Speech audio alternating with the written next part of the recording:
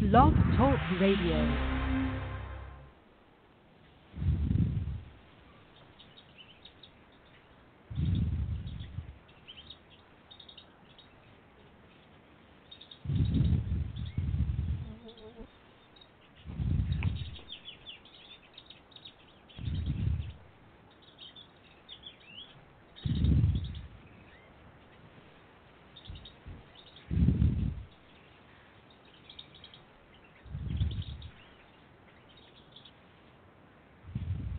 Hello, everyone. I'd like to welcome all of you back to Ohio Exopolitics. I'm your host, Mark Snyder. We are back in the Billy Meyer case, of course, and I've got a guest who's standing by, and we're going to bring her on in a little bit. I want to just recap some of the things we were talking about on the last show. There's a lot of information that's been coming out, and I think it's important to kind of reiterate some of this. It kind of puts it in the proper sequence, in the proper frame of reference in your mind. Billy Meyer is a now 81-year-old man from Switzerland.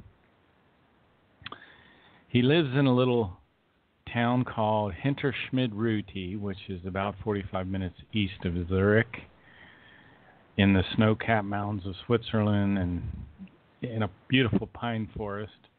He grew up even farther north in an area called Bulak. And around 1943, he started to get telepathic messages from an extraterrestrial human named Svath. I wouldn't use the term alien to describe Svath, although he was from another world. The world he is from is called Ira, and it's not in our Pleiades. It's in what's called the Pleiadian star system, some 80 light years beyond our Pleiades, in a different space-time configuration. The Meyer information says our universe has 7 different space-time configurations. Maybe we'll talk about that more in a little bit. But Svath was almost 1,000 years old. He was an extraterrestrial man here to mentor young Billy Meyer. Edward Albert Meyer's spirit form is very ancient. It's 9.6 billion years old. It has incarnated on other worlds, on other planets, for the purpose of speeding up the evolution on the planets that he incarnates on. And the Earth started to get this, let's call it a mission, about 13,000 years ago. I think was the first incarnation on Earth of the spirit form, the spiritual consciousness that's currently in Edward Albert Meyer. He's been the people that we call Enoch, Elijah, Isaiah, Jeremiah, Emmanuel, and Muhammad.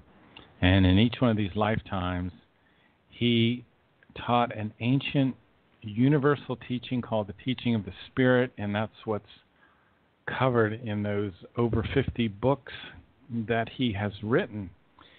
We have been talking about one of these books called The Might of Thoughts, particularly on a page that I've highlighted almost everything in, which is page 224, which talks about many important things, but it gives an example of a thought pattern that's gone bad. And Billy has gone into great depth into analyzing what's good and what's bad in terms of our thinking. So the goal is always to think in a neutral, positive way.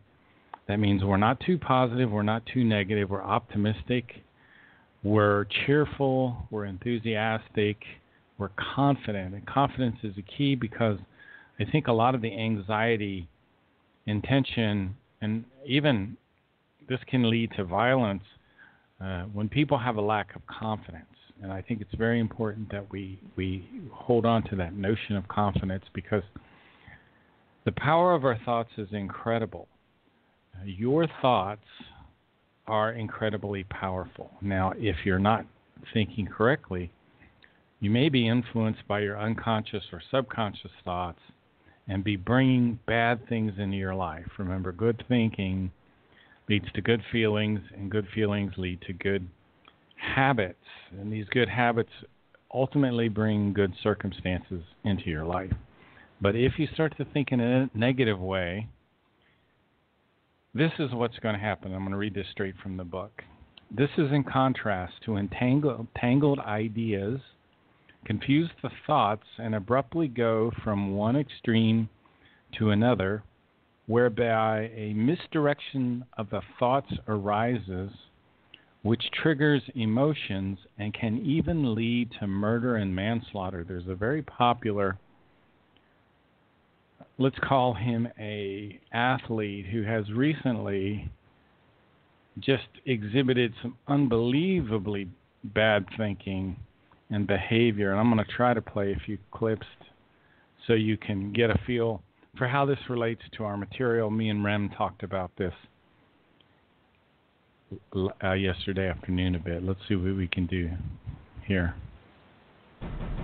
Conor McGregor grabbed a steel dolly and smashed in a bus window at Barclays Center in Brooklyn on Thursday afternoon, injuring UFC fighter Michael Chiesa, and now all hell is breaking loose.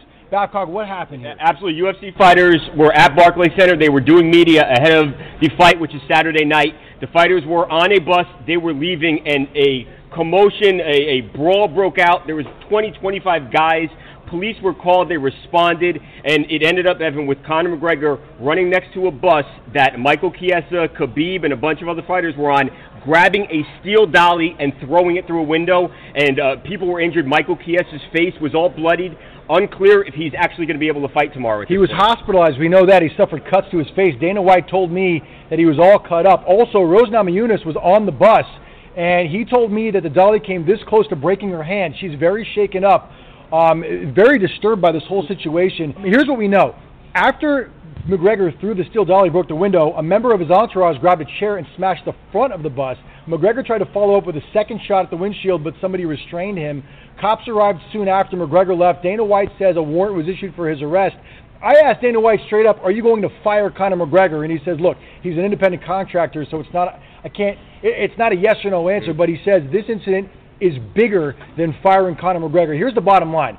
Conor McGregor is in a lot of trouble, and Dana White told me that several people who were involved in the incident have expressed to him that they are going to sue Conor McGregor over this. I'd imagine one of those people that's going to sue is Michael Chiesa, who was injured, possibly Rose Namajunas. Right. If he misses the fight tomorrow, that's a lot of money that Michael Chiesa loses. Rose is the co-main event of UFC 223. Okay, let me try to put this in perspective and relate it back to the Meyer teachings. Conor McGregor, in his last fight, made about $100 million. So our society is rewarding a certain kind of person and a certain kind of behavior. Our entertainers are getting exorbitant amounts of money, and they seem to be able to evade law. They don't seem to be under the same scrutiny of law that you and I would be, and it's very much like that for our politicians. I think we are seeing the beginning stages of what might be the Civil War in the United States, and we're certainly not living according to these principles that are talked about in the Meyer case. Let me quickly go over this verse again in the Might of Thoughts. This is in contrast to entangled ideas. And tangled can be defined as twisted together, untidy, matted, confused, jumbled, mixed up, messy, chaotic. Ideas are thoughts which aren't completely thought through. They're unripe. They're not completely developed.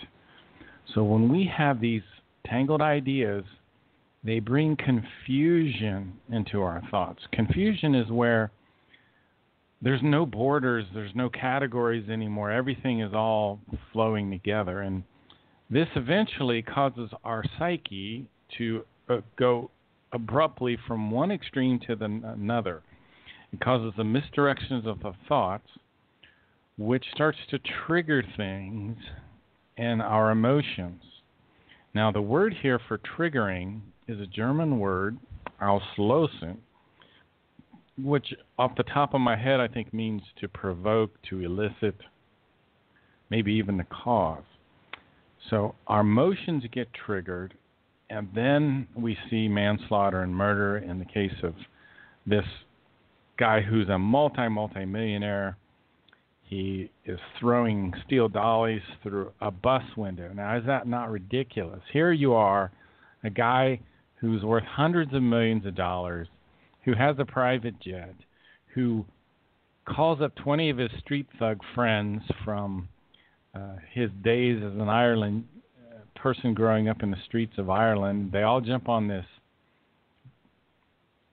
private jet, fly to the United States, and then commit this ridiculous act of violence. So what happens? Even though he has all the money in the world, all that power, never has to work again, he could pursue anything right now. I mean, the sky is the limit. He's worth over $100 million. But his tangled ideas confuse his thoughts. They make his thoughts go from one extreme to another, which causes a misdirection of the thoughts, which triggers emotions, which could have led to murder and manslaughter. Thank goodness it didn't. All room for virtue and rationality are lost in his consciousness. The irrational takes over. He cannot set a life determination as zeal anymore. Only these unripe ideas can be followed, and an idea, IDEA, in this state of mind cannot be converted into a fully developed thought form, an ideal, IDEAL. So he is now trapped by his ideas, his confused thoughts, and he can't get free of them. And then all this bad behavior begins. So I think it's probably a good time to bring on my guest for this evening, Carol. She's the leader of the Colorado Meyer Group. Carol Steves here, and I'm going to bring her on and see what she thinks of all this craziness. Carol, how are you this afternoon? I'm good, Mark. How are you? I'm doing real good. I didn't know if you heard of this whole Conor McGregor thing or not. No, I hadn't until you pointed it out. But I am familiar with MMA. Okay. Is that what it's called? So mixed martial arts. Right. So I guess it's interesting. You sent me that information on the number 9, and it's so funny because I would have never. I just didn't look at myself that way. I was born on June the 9th, okay? And right. Carol sent some information that talks about people that are born on that day. Is that my information, or does that come from somewhere else? Well, yes, it's in some of the teaching, but it's also and that's in the Geistes Lair, but it's also in a book called Charo's Book of Numbers, Charo's actually Book of Numbers, which was written a long time ago. The author was of Irish descent, and Billy has said this is the most accurate book on numerology out there. And when really? I finally found it, yes, I looked when he made that reference, and I found the reference several years ago. Several of us were trying to find the book, and I stumbled upon it about 6 months ago and started reading it and realized that a lot of the information is very similar or almost identical to what is being taught to us about when we're born. And so it's important to know, though, that this is just a small influence because we are the masters of our own destiny. We are the blacksmiths, as Billy likes to say. So we can all, each number has its own significance. It's like a base personality that we're born with. And then, of course, it's up to us of things that are positive and negative. And then it's up to us to shape those things. It's so funny. I'm sorry to interrupt you, but it's so funny because the persona and the information that I put out on my program is like what I'm evolving into. And I talk about love and I talk about the creation and I talk about the all of these spiritual concepts, but my base personality is very warlike, and I know that that's a 9 about myself. Isn't that Yeah. crazy? Could you read some of that? Now, people that Sure. know me have known me for a long time. They would understand that, but right. So this is what I'm evolving into through the spiritual teaching, which is a completely different thing. Go ahead and read some of that. It's yeah. Right. And whoa, before I do, I'd like to isn't- say that the positive aspect of being warlike, if you can harness it, those tend to be the protectors in the world. So that's Oh, really? how it's used positively. Yes. That's why I said there's positive and negative, and it depends on how we take those. So, for instance, if someone is a 9 that becomes a police officer, that's a kind of a natural job for them to take. But whether they're going to be a peace officer or, a thug is up to them, what they do. Isn't that, I mean, literally, it's up to us. Yes. It is up to us. Isn't that crazy? And it's amazing. Yes, and any and all of the personality traits of the different numbers can be adopted by any of us if we choose to go in that direction. It's just these are our natural inclinations that we're born with. So I'll go ahead and read to you. This is from the Charo's Book of Numbers, which I said is very close. The number 9 just to repeat, in symbolism. Yes. I'm a number 9. I was Repeat. born on June the 9th. I'm a Gemini. Yes. I come across, especially on my radio show, as a person that talks about the importance of universal love. I'm obsessed with combat sports. I know I have a horrific temper. Right. We'll just leave it there. I've lifted weights my whole life. Go ahead, and I'll just let you go. Yeah. Well, that's good you realize that, because then you can do something with it. The number 9 stands in symbolism for the planet Mars. This number influences all persons born on the 9th, 18th, and 27th of any month. But still more if their birthday falls in the period between the 21st of March and April 19th to the 26th, called the House of Mars Positive, or in the period between the 21st of October and November 20th through 27th, called the House of Mars Negative. Number 9 persons are fighters in all they attempt in life. They usually have difficult times in their early years, but generally they are, in the end of it, successful by their grit, strong will, and determination. In character, they are hasty in temper, impulsive, dependent, and desire to be their own masters.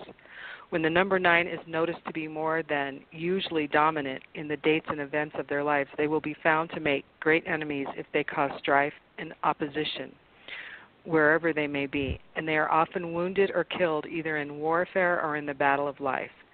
They have great courage and make excellent soldiers or leaders in any cause they espouse. Their greatest dangers arise from foolhardiness and impulsiveness in word and action. They are also peculiarly prone to accidents from fire and explosions and rarely get through life without injury from such causes. As a general rule, they go under many operations by the surgeon's knife. They usually experience many quarrels and strife in their home life. Sure. Can I jump in here? Sorry to interrupt you again. You just said that they typically undergo many surgeon's knives. Is that what you said? Operations. In other words, because of their accident prone. So what Billy thinks about this is that 9s have to be more careful than the rest, and that doesn't show cowardiceness or foolhardiness on their part. Because of their propensity to be accident prone, they have to be more careful, and so they tend to have more surgeries, because in our day and age, if they're accident prone, they're going to be stitched up, and so this is, of course, from Charo's Book of Numbers, but it's the same information, really. They tend to, and with fire, and I have my father's a 9 and my middle son is a 9, and so I know the traits well. And when my son found out he was a 9, he said the same thing you did. He said, no wonder I was so accident prone. And out of my 3 sons, he was the one that would would just go, like, if you went to the swimming pool, he would jump in the water in the deep end and not know how to swim. Yeah. Where most children don't do that. Yeah. Well, I've had, just to name a few, and I'm sure a lot I'm leaving out: shoulder surgery, back surgery, multiple skull fractures, broken fingers, broken nose. I got kidney stones because I had been struck so many times on the back. That's another story.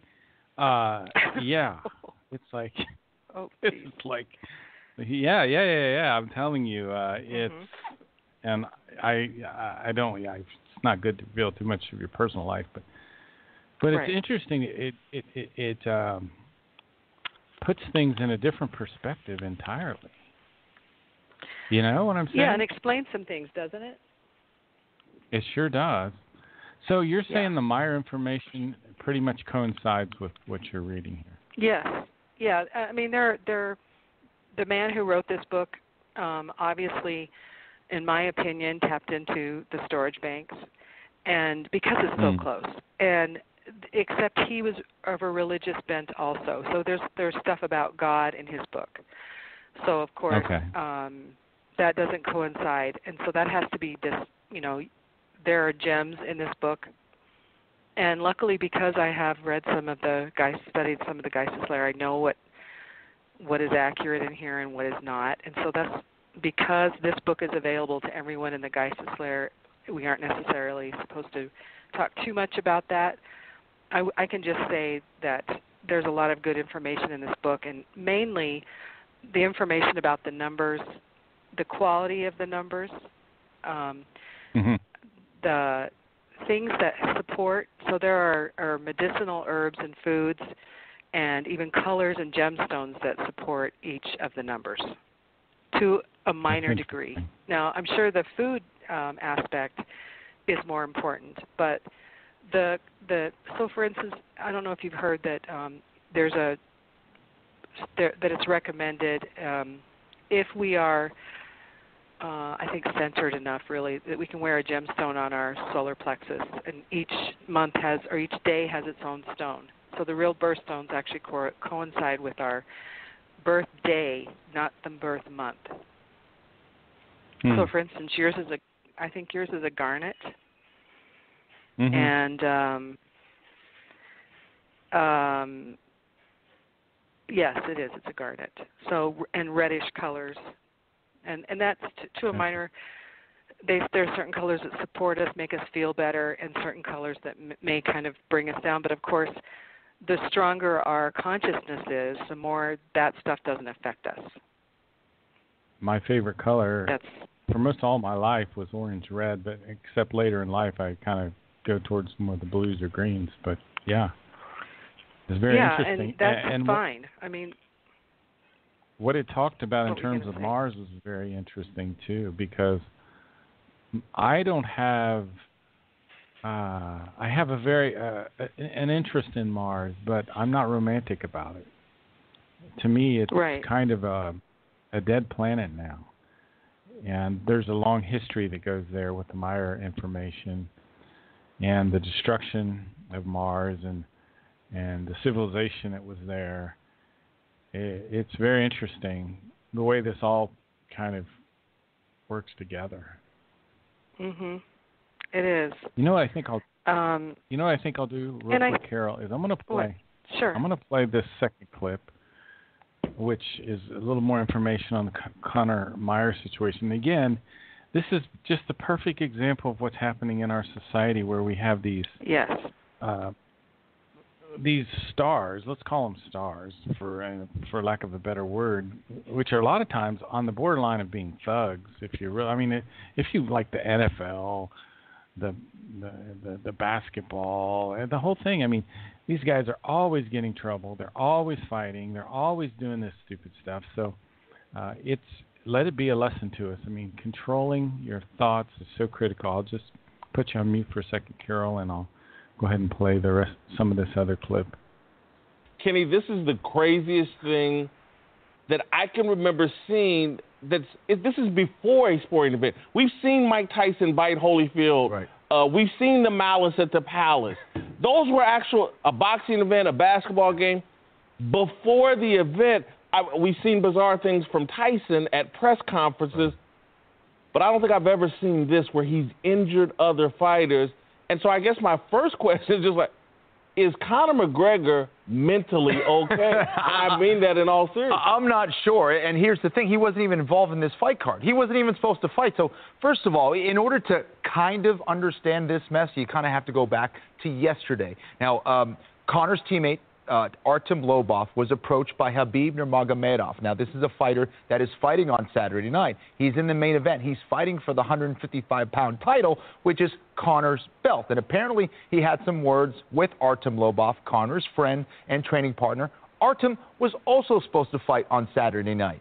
So they had some words. Apparently, Khabib might have slapped him in the face. Something happened. Artem was moved to a different hotel. Now, he went and probably told Conor what happened. Conor decided to show up with his boys. He went to the press conference unannounced, and of course they were looking for Khabib Nurmagomedov and his team. Khabib's team was on that van. He was trying to get at Khabib. While he was throwing things at the bus, he cracked one of the windows. It cut Michael Chiesa in the face. We're not sure if he's going to fight on Saturday night. He was supposed to fight Anthony Pettis in a great fight. So Conor, in one fell swoop, has taken out a possible 3 or 4 fights here. It's ridiculous. Okay, Conor reached the pinnacle of celebrity fighting Floyd Mayweather and made a ton of money. Right. And he's kind of fallen off the face of the earth a little bit since then. Mm-hmm. What is motivating this guy? Is he hostile with Dana White for stripping him of his belt? Is he afraid of Khabib?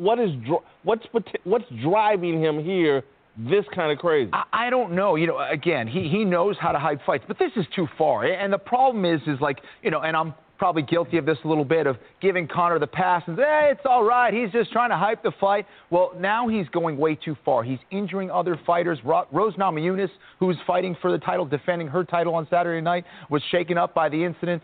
It's going way too far now. And I don't know what's motivating him. For him to get on a plane from Ireland, he's hanging out in Ireland. I guess he was going to go support his teammate Artem Lobov in this fight, but to go there and pick a fight, and also, what is he doing? What is injuring a van? That's not Khabib's going to do. What is that going to do? I have a couple more questions before we bring in Eddie and Jason.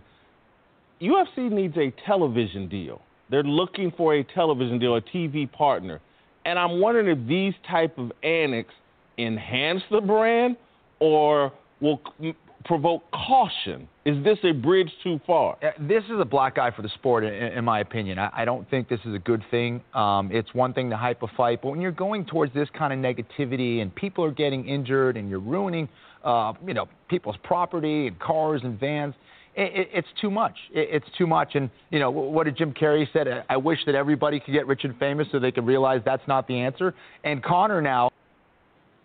That's a good place to jump in. I wish everybody could get rich and famous so that they would realize that's not the answer. So let's go back to the Might of Thoughts, what it says here. This is a contrast to when tangled ideas confuse the thoughts and abruptly go from one extreme to another, whereby a misdirection of the thoughts arises, which triggers emotions and can even lead to manslaughter and murder. So what we want to do when we get ideas, IDEAS, which are incomplete, which are not completely developed, we want to thoroughly think these through completely. We want to work out everything. We want to recognize that there are some unvalues in ideas. Unvalues can be like, for example, a pathological angriness in the case of Conor McGregor. That's one idea, unvalue, which can lead to being a sociopath or a psychopath. And another unvalue is boredom. Who would think that would be an unvalue? So ideas often either have boredom in there, pathological angriness. We have to start to handle the values and the unvalues in the ideas and change our ideas so we can remove the unvalues. Our life should be directed toward evolutive striving. We should work to gain values from ideas, which are progressive and higher. And ultimately, we want to create what's called an evolutive attitude.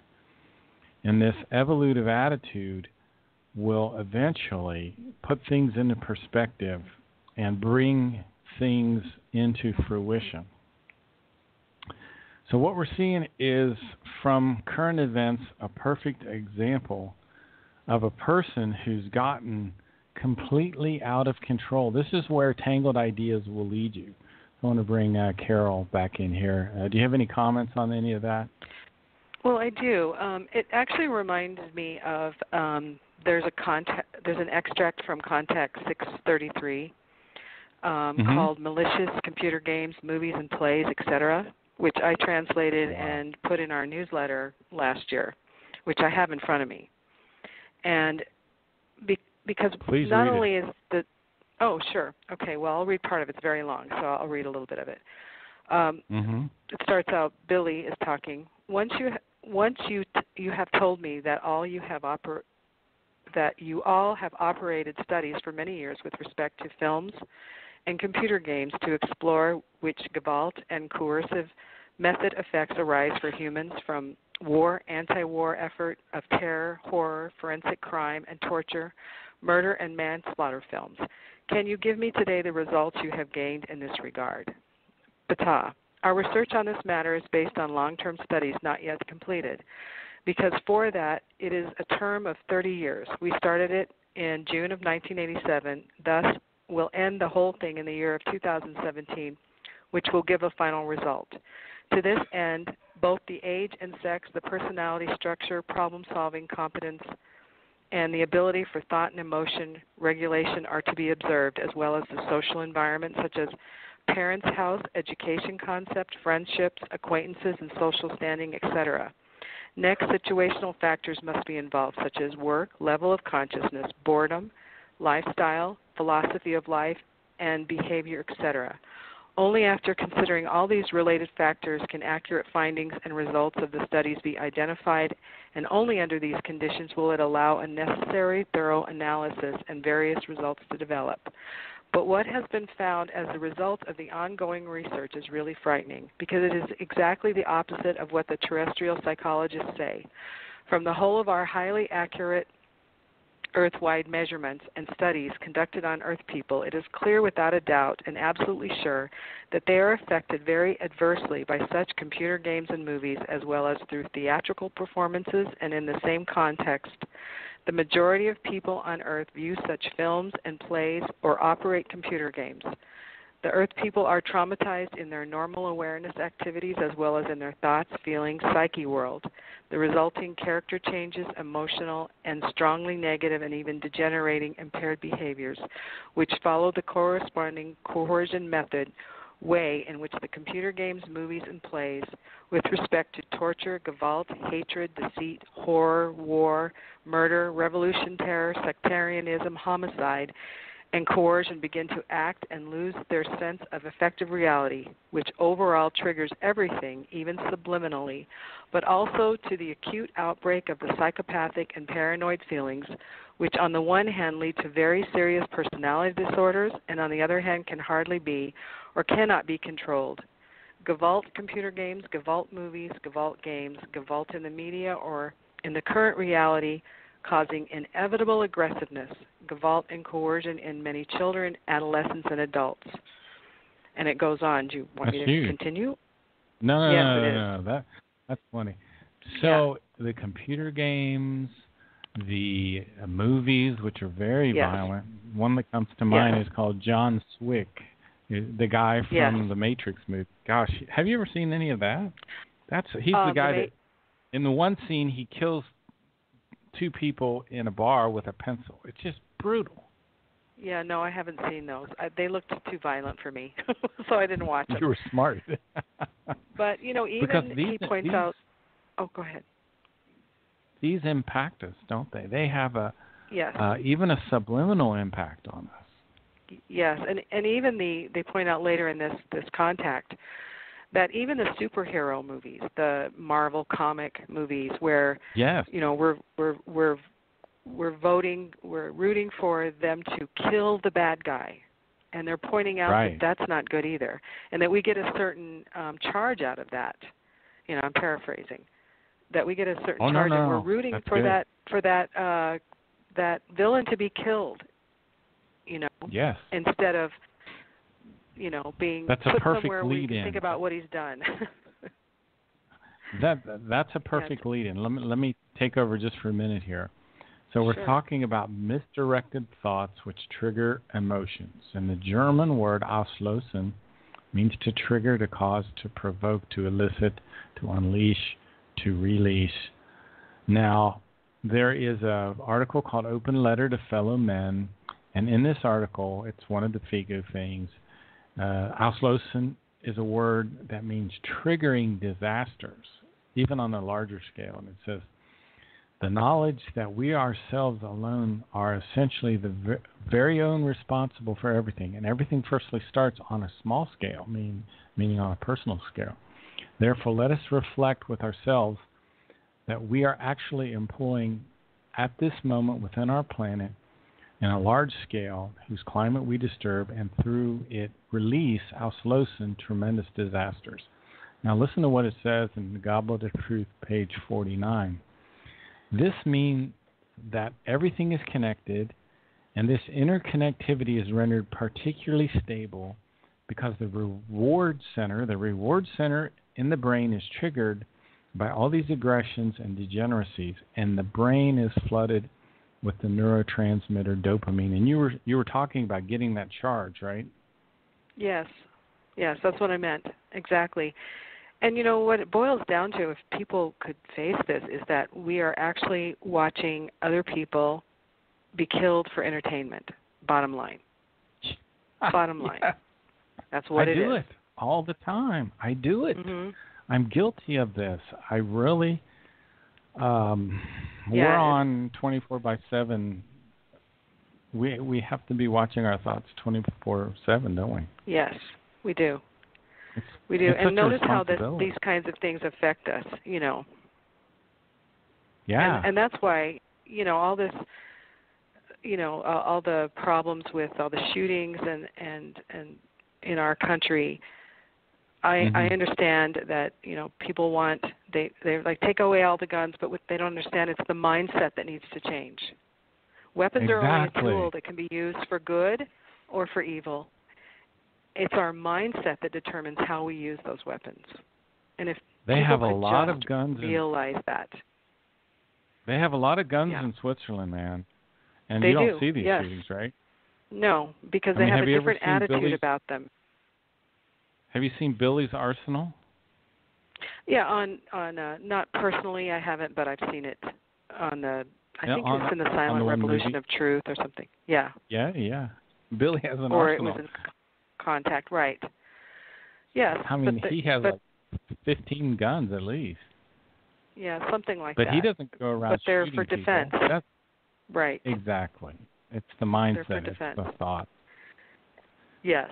So, anything, as you pointed out in the John Wick movie, anything can be used as a weapon, even a pencil. Even a pencil, yeah. Exactly. Let me play one more clip here because we're talking about the charge people get from violence, and that comes from dopamine. So I have about a 5-minute clip here I'm going to play on dopamine. Let's listen. Hi guys, Dr. Berg here. In this video, I want to talk about this very interesting thing called dopamine. Dopamine is a neurotransmitter, which is a hormone-like communication or message that travels through the nervous system, versus hormones are communications that travel through the blood. And this neurotransmitter has the effect of giving you pleasure. Okay, so it's a pleasure neurotransmitter. It does other things that are involved with reward and even motion. So if you have a problem with dopamine deficiencies, you might have resting tremors and Parkinson's, which is a different thing. But it's mainly pleasure. It's a feel-good hormone. It also gives you that vitality. So if you could imagine, not that you ever took cocaine, but the sensation of taking cocaine, what you would feel like, this heightened pleasure, ability to conquer everything, it's only because cocaine and other drugs stimulate dopamine. So the actual physical feeling that you have is coming from dopamine, not really the drug. The drug is only the trigger that creates more dopamine in the body. So my thought is, why can't we just make sure this is high naturally, right? So if you're deficient in dopamine, you lack motivation, you lack that drive. You become fatigued, you kind of lose your goals. Addictions, very addictive personality, mood issues, anxiety, depression, resting tremor, things like that. So you can see that this is a very popular neurotransmitter that people are trying to increase by doing a lot of things, especially drugs. The causes of a dopamine deficiency would be excessive caffeine can deplete it, but it's interesting because caffeine will initially make you feel good, but if you take too much over time, it kind of decreases the dopamine effect. Alcohol will decrease dopamine. Certain drugs, cocaine, all those type of drugs, and even a lot of the psych drugs, Prozac, Paxil, Wellbutrin, all of those do increase dopamine. So over time, it depletes dopamine. So it's a trick. You bring it up and it's bringing it down. Same thing with like drugs. If you're addicted to drugs, you're going to deplete your dopamine reserves, and then you're going to cause the necessity to take more and more drug over time. Insulin, sugar will deplete dopamine. Stress will deplete dopamine. Cortisol from the adrenals will deplete dopamine. Low stomach acids. If you don't have enough stomach acid, you can't digest protein in general. So you start developing a problem with making neurotransmitters in general. So you'll be deficient in a lot of different neurotransmitters. So the point is, how do you know if you're deficient in stomach acid? Well, number one, do you have heartburn? Do you have acid reflux? Do you get indigestion? That would mean that you're probably deficient in stomach acid. As you age, you need more stomach acid. So just by adding more apple cider vinegar or betaine hydrochloride, you can increase your neurotransmitter reserve. Okay, then we have adrenal stress. The adrenal gland, the inside of the adrenal gland, makes dopamine. So if your adrenals are burnt out or exhausted, you're not going to make the level of dopamine. So chronic stress, all these things deplete your neurotransmitters, not just dopamine deficiencies, but all the neurotransmitter deficiencies. So here's some things that you can do. Of course, don't consume as much caffeine or alcohol. Just get off the drugs, get off the sugar, cut the stress down, increase the acid, improve the adrenal. But also, here's nutrient-wise, you can take tyrosine. That's a natural amino acid that as a precursor to dopamine. You can take L-theanine, which is a precursor to dopamine. It can help build it up. It's a natural amino acid. Vitamin D, getting a lot of sun will help recharge and build up dopamine reserves. Vitamin B6 and B5 are two other additional B vitamins that are necessary in making this neurotransmitter. Of course, in a lot of the other videos I talk about, all these things will deplete these vitamins too. So, okay, I think that's our dopamine clip. Carol, do you have any comments on any of that? Oh, Dr. Berg. Do you know him? That's Dr. Yeah, I do. I like his stuff quite a bit. Very informative. I'd never heard him before. That was the first time I've ever heard him. Well, my thought was as I was listening to it, was so what we're doing basically is we're programming ourselves to get pleasure out of hurting others. Yeah. And it gets wired into our brains from a very young age as children sit and watch, even a lot of the old slapstick comedy that seems harmless. Yeah. Where they're hitting each other all the time and I to make like people laugh. No, I never have. But that's when you were saying earlier that we really need to examine our thoughts and look into things deeply. If we can step back and view things from a more objective point of view, we can see very clearly how we're training ourselves or letting ourselves be trained, by just mindlessly consuming really dark material and how it's affecting us. And that's why, movies like, I think it's called Rollerball, there are all these movies that show games. They're made in the 80s. There's a lot of predictive movies from back then. I used to love that movie. That show what, the future is, that we're going to be partaking in these very violent games. Well, that's, look what's happened to football, pro football. Yeah. And oh yeah. Yeah, it's even very become violent, political. and and all these athletes are suffering, Head trauma. brain damage from it.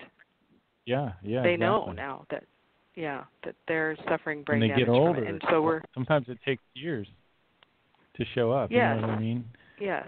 It doesn't Yeah. manifest right away all the time. Well, and I think a good example of how it's affecting us is the riots that happen often after the games, even if they win. Oh, yeah. What's People up go with out that? and burn things down and tear things up and, smash each other up. It's quite insane. Yeah, I've lost all interest in every professional sport except the most brutal one of all, which is the Ultimate Fighting Championships. Yeah. Which is bad. Yeah, well, you're acknowledging it, and so that's the first step, really. Is to watch your thoughts as you watch it and say, how do I feel when I watch Actually, this? It's funny because I don't even buy the fights anymore. I don't watch the fights. I might watch just a minute replay or something. But mostly I'm kind of watching the culture, watching the discussions, people's thoughts. If nothing else, right. It's a terrible waste of time. I mean, there is no productivity from watching these sports. You're wasting your time, right? No. Yes, I would say so.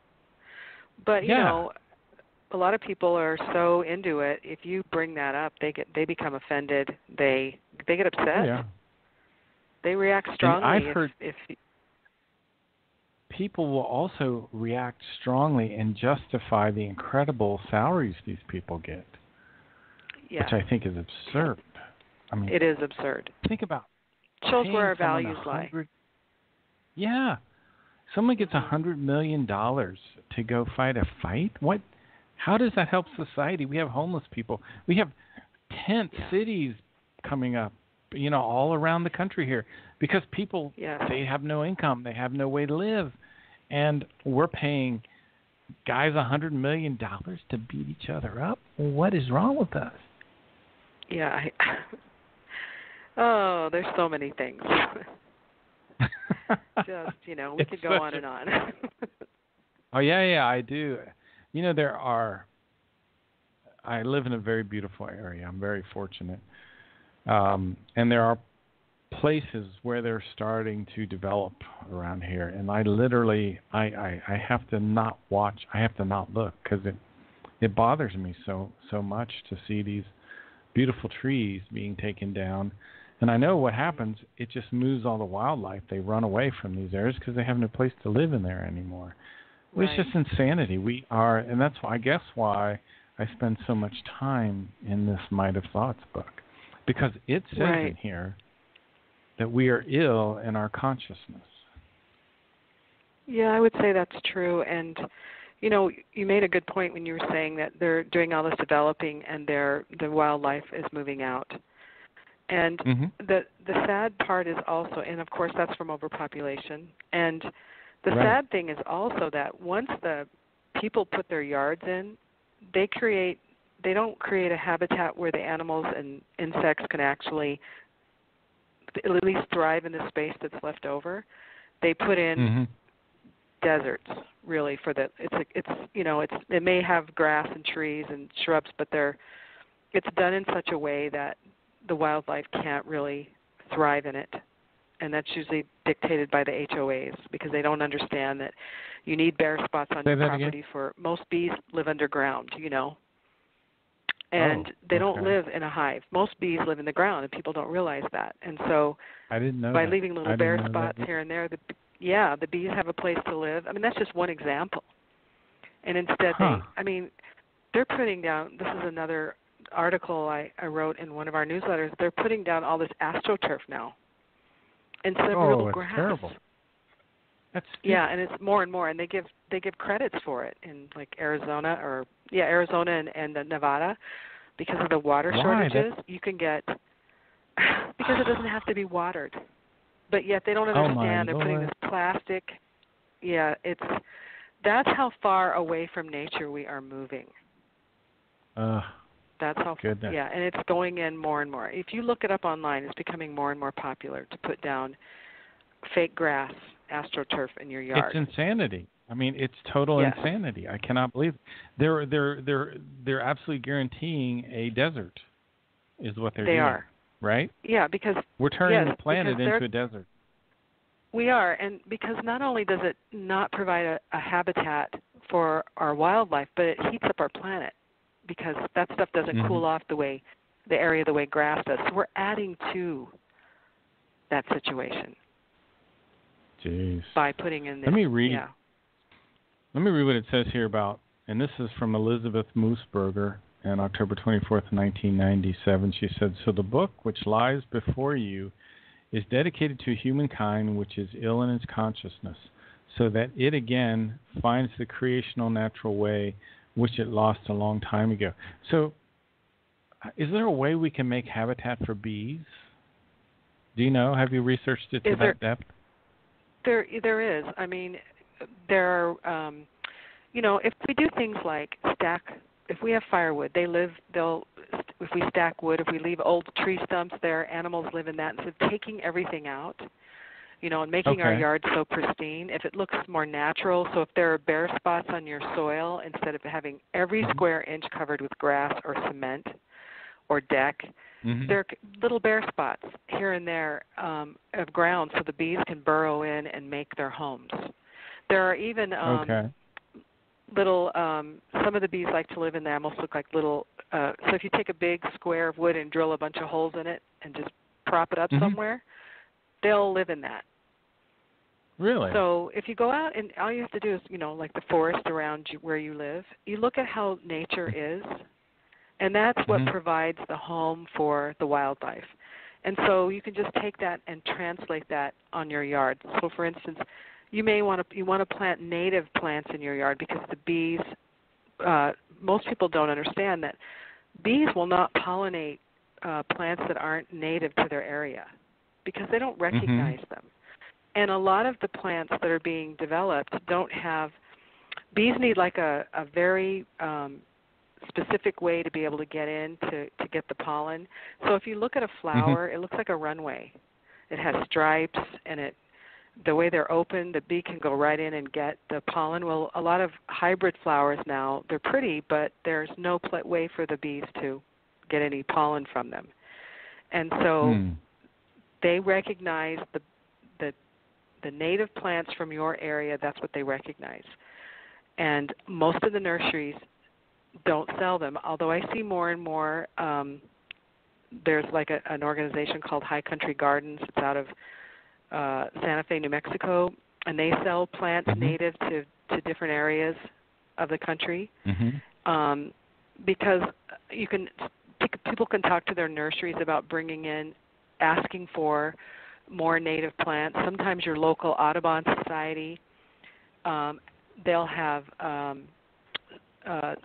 they'll offer resources on where you can get native plants, and or like where we live, there's native plant sales. There's a natural area that they put on a native plant sale every year to raise money, encouraging people to put native plants in their yard and to structure their yards in such a way that wildlife can be there. And also talk to their HOAs, educate the HOAs about this, because what people don't realize also is as we develop the country, for instance, when birds migrate across the world, they need places to stop and rest and eat and refuel, and we're destroying those. It's getting harder and harder for animals to migrate. I have no doubt about that at all. Oh, yeah. Yeah. There's probably arguments against this, but I put out corn for the deer and, in the bad parts of the winter. And I have 6 raised beds. I got about 2.5 acres here. I have an area where it is kind of bare, where we put a lot of dirt, where I've had to bury some of my dogs that have passed away. So maybe that would be a helpful area. And I want to get even more trees. I have trees, a fair amount of trees, but I'd like to get more trees. So maybe I'll do some more research. Sounds like you've done a lot of research, which I think is really good. Well, I think that's a place that we can start. You know, are we, especially those of us who study the Meyer material, we see all this destruction happening around us, and people can feel pretty helpless. So my attitude has always been, okay, what can I do myself to help? Where can I start? Well, it starts, of course, with the individual. And a part of that is our own property, our own home. Even if you just live on, you know, if you have to live in an apartment, if you can put beautiful plants on your patio, things that, you know, are native to the area or that just bring beauty, or that you grow your own lettuce, or, you know, whatever you can do, each person can do, or they can go help in a community garden, because those are going to become more and more important. So those are things we can do and focus on preserving nature, because what's happening also is the invasive species of plants are taking over as we destroy our environment. And so by bringing in back in our more natural habitat, that's something we can all do. We can all plant more trees. We can all put in native plants. We can all do those things to help. And I think it kind of helps mitigate the damage in a small way. I mean, it's just, of course, it's horrendous what's happening, and of course, you know, there are so many people who will not face it, don't think it's happening, have turned a blind eye, but you know, they walk around with their cell phones in their faces, and they're in an augmented reality. They don't even know what's happening to nature, a lot of them, I don't think. An augmented reality, that's a profound statement. Yeah. Very, very good statement. Well, Carol, I appreciate you coming on the show. I wanted to talk a little bit about the moon landing stuff today, but we're not going to get to that. I think this is more important, trying to get through the fog of the insanity of our United States right now. And I appreciate you coming on, and it's been a great conversation, and I think I'll go ahead and end the show now. Boy, how much have we learned today, and I hope this program inspires people to start doing the right thing. And you've been listening to Ohio Exopolitics. I'm your host, Mark Snyder, and we'll see you soon. And please do your part, learn to control your thoughts, take care of nature, and we'll see you next time. Have a good afternoon.